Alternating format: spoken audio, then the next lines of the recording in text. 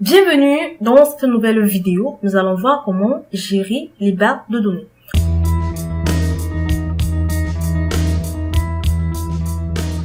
Les barres de données dans Excel facilitent la visualisation des valeurs dans une plage de cellules. Une barre plus longue représente une valeur plus élevée. Alors, pour ajouter une barre de données, vous devez d'abord sélectionner la plage ou encore la plage à laquelle vous voulez afficher la barre de données. Alors, pour cet exemple, nous allons tout simplement sélectionner la plage A1 jusqu'à A10. Ensuite, nous allons aller au niveau de l'onglet Accueil du ruban. Dans le groupe style, nous allons tout simplement sélectionner mise en forme conditionnelle. Et là, nous allons cliquer sur barre de données. Nous avons en quelque sorte, lorsque nous passons en surbrillance les différents modèles de remplissage, que ce soit dégradé ou uni, là, nous avons un aperçu au niveau de notre plage. Et là, nous allons tout simplement sélectionner une barre de données de notre choix. Donc, je vais tout simplement choisir ce dégradé à barre bleue. Lorsque je clique sur ce dégradé à barre bleue, et là, j'ai tout simplement appliqué des barres de données dans ma plage. Il est important de savoir que par défaut, voilà, la cellule qui contient les valeurs minimales 0, s'il n'y a pas de valeur négative, n'a pas de barre de données. Et la cellule qui contient la valeur maximale 95, voilà, comme vous pouvez le constater ici, a une barre de données qui remplit la cellule entièrement. Toutes les autres valeurs sont remplies proportionnellement. Alors, nous allons tout simplement modifier les valeurs pour voir comment Excel se comporte lorsque nous modifions les valeurs. Je vais entrer des valeurs aléatoires. Donc, 101, par exemple là, 125, je vais entrer les valeurs aléatoires. Comme vous pouvez le constater, au fur et à mesure que j'entre les valeurs, Excel met tout simplement à jour la barre de données. Voilà. J'entre des valeurs aléatoires. Cela dépend de vous. Vous pouvez entrer des valeurs que vous voulez. Donc, ne pose pas de problème. Je vais entrer ici 106. Voilà, 127. Il faut juste qu'il y a une valeur un peu plus élevée que les autres. Voilà. Je vais entrer des valeurs.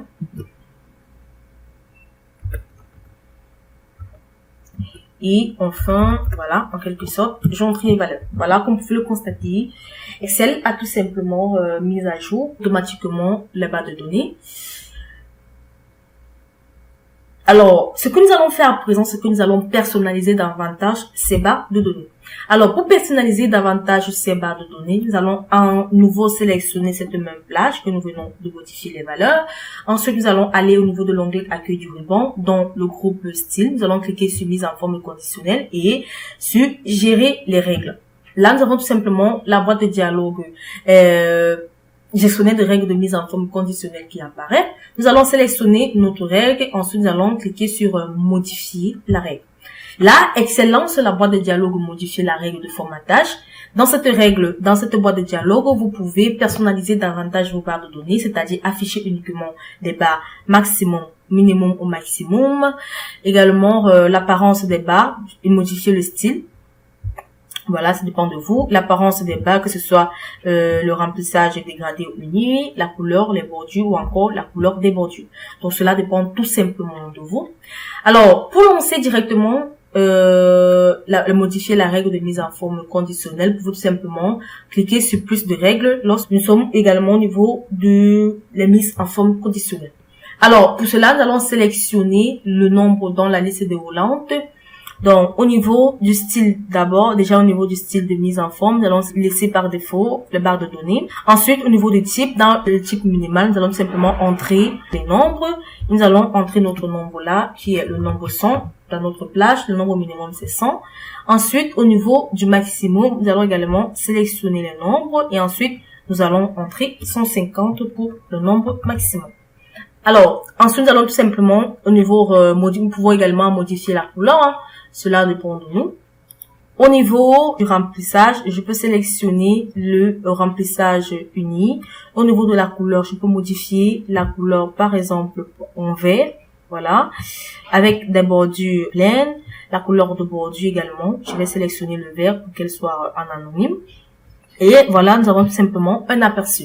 Ensuite, je vais cliquer sur OK pour revenir à la boîte de dialogue gestionnaire de règles de mise en forme.